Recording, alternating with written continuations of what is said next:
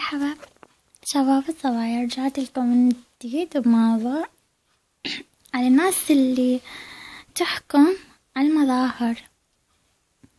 زين انت شفته مرتب نفسه وستايله غريب شوي، يمكن عايش خارج العراق او يمكن حب يغير شوية، حكمت عليه ان كان بنت او شاب، حكمت عليه قلت مع احترامتي هذا فاشل وانت ما تعرف هو شنو.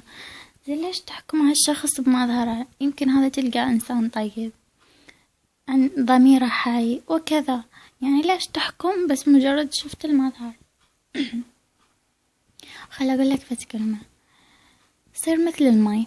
شوف طريقة المي حلوة، لو تصبه بجلاس من ذهب او تصبه بجلاس من نايلون شو يبقى؟ هو مي ما راح يتغير. لو شي ضاير من يمه هو يبقى مي.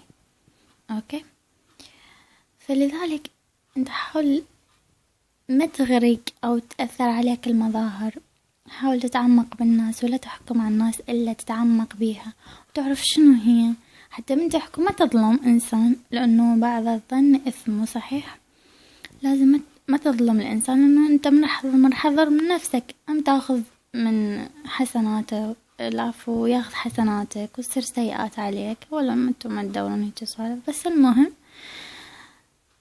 اسفة على اطالة. اوكي باي.